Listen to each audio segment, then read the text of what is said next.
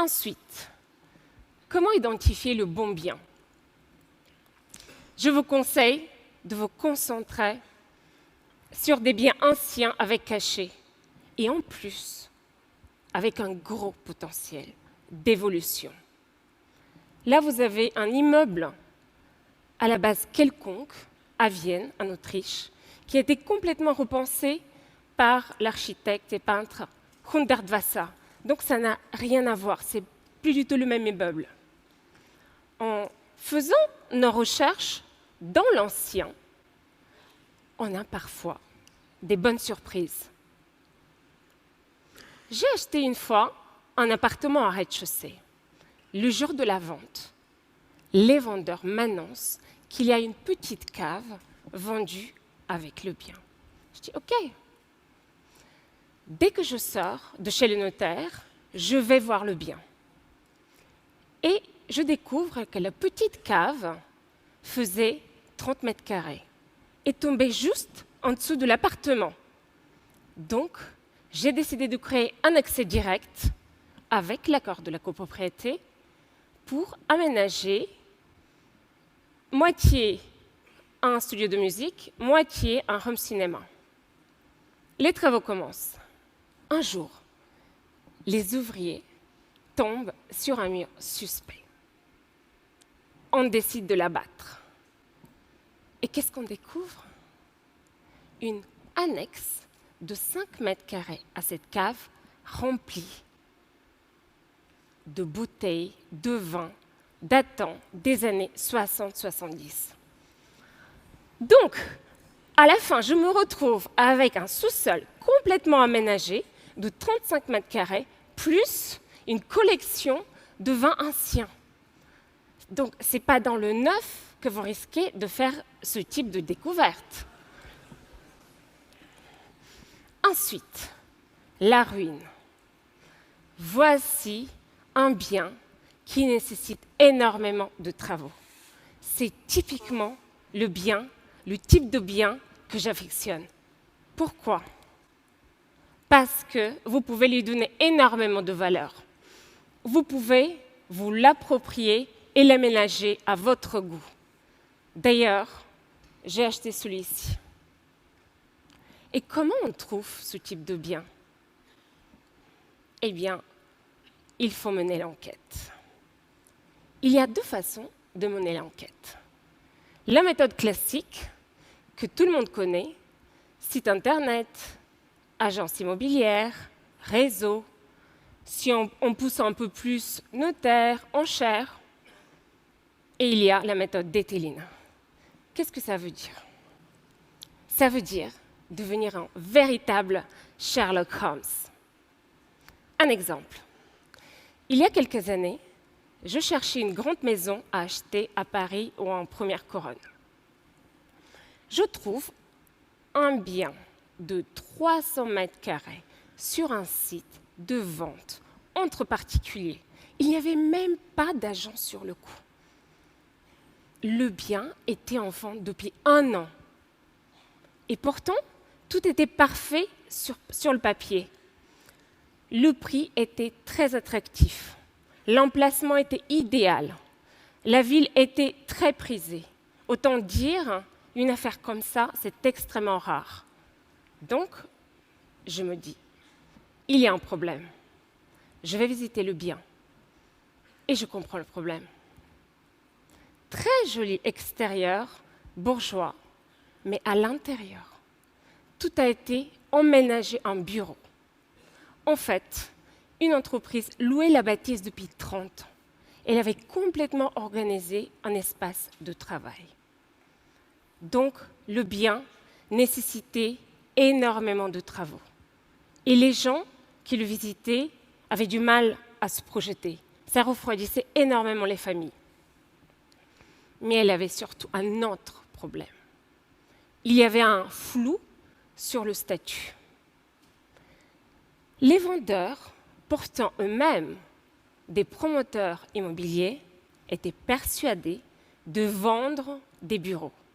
Et le service de l'urbanisme de la ville était de cet avis. Pourtant, pour moi, il était évident que cette maison qui d'ailleurs avait une tourelle, avait été conçu initialement pour de l'habitation.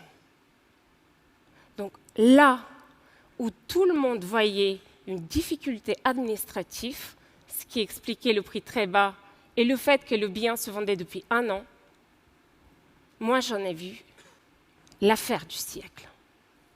J'ai donc décidé d'y aller. Une fois le compromis signé, j'ai mené mon enquête. J'ai appris que la personne qui possédait le bien pendant 30 ans avant mes vendeurs était un conseiller municipal.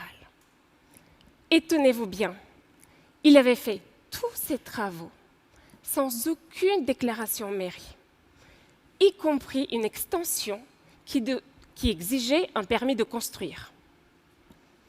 Donc, j'imaginais mal ce charmant filou aller en mairie et demander l'autorisation de transformer sa maison en bureau pour, au final, la dévaloriser. La loi impose de remonter 30 ans en arrière pour prouver la nature d'un bien. Donc, je suis allée consulter les archives de la ville. Et j'ai trouvé 2 documents. Le premier, prouvant que la maison avait bien été conçue pour de l'habitation, et un deuxième stipulant qu'elle n'avait fait l'objet d'aucun changement de destination. Donc, j'ai prouvé à mes vendeurs, pourtant professionnels de l'immobilier, et à l'administration qu'ils avaient tort. C'est ainsi que j'ai pu acheter ce bien 3 fois moins cher que son prix de marché. Ce que je voulais vous dire à travers cette histoire, c'est de ne jamais vous fier aux apparences, de toujours vérifier les informations qu'on vous donne, car c'est dans les cas a priori compliqués que se cachent les bonnes affaires. Faites ce que les autres ne veulent pas faire ou ne sont pas capables de faire, et vous ferez des affaires hors du commun. Mais surtout, je veux que vous reteniez que les affaires du siècle ne se trouvent pas, elles se créent. Ensuite, nous avons le concept. C'est quoi le concept? Le concept, c'est vous. C'est à vous d'imaginer un agencement et un aménagement unique. N'hésitez pas à abattre des murs, à abattre des plafonds, à faire entrer la lumière, faites des ouvertures, utilisez les couleurs, faites des objets et des meubles sur mesure. Pour rester créatif et avoir des idées originales, il faut puiser dans plusieurs sources d'inspiration. Pour moi, les principales sont les voyages. Rappelez-vous tous les pays, toutes les cultures que vous avez visitées ces dernières années. Quel est leur habitat, leur aménagement intérieur? Quels matériaux utilisent-ils? Est-ce que c'est une architecture classique, moderne ou écologique? Il y a une grande palette d'idées entre les mosaïques du Maroc, les couleurs du Portugal ou le design épuré des Scandinaves.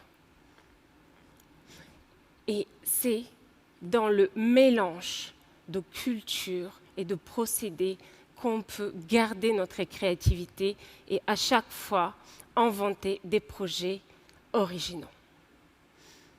Une autre source d'inspiration, les expositions. Allez voir des expositions, faites-vous plaisir. Allez voir des pièces de théâtre, des mises en scène. Notre objectif, au final, c'est de concevoir une scénographie pour magnifier l'espace et mettre en valeur le propriétaire. Donc, tout est bon à prendre et à analyser. Des musées classiques, expositions contemporaines, des friches industrielles, des espaces de coworking, de l'habitat niché dans la nature. soyez attentifs à l'environnement. Observez la nature. Elle nous donne d'excellentes pépites. C'est à nous de les déchiffrer et appliquer. Un exemple. Antonio Gaudí, le célèbre architecte catalan, il a passé toute sa vie à observer la nature. Il en a fait sa force et sa principale source d'inspiration. Gaudí a fait l'école d'architecture de Barcelone. Le jour de la remise des diplômes, le directeur a dit « Nous avons accordé le diplôme à un fou ou à un génie. Le temps nous le dira. Nous connaissons la suite. » C'est ainsi que sont nés les bijoux architecturaux de Barcelone. Dans cette aventure, il est important de souligner que vous êtes le chef d'orchestre. C'est à vous de composer une équipe capable de jouer un chef-d'œuvre. Vous êtes la pièce maîtresse. Entourez-vous d'une équipe fiable. Ensuite vient l'architecte, un architecte créatif. Mais il est le traducteur de vos idées. Il sera force de proposition, bien sûr, mais c'est à vous de donner la direction à suivre. Ensuite, nous avons le chef de chantier qui, normalement, a son équipe d'artisans. Vous pouvez aussi jouer ce rôle, tout dépend. Si vous avez le temps, les compétences et l'énergie. Tout dépend aussi à quel taux horaire vous estimez votre travail. Comment on les trouve?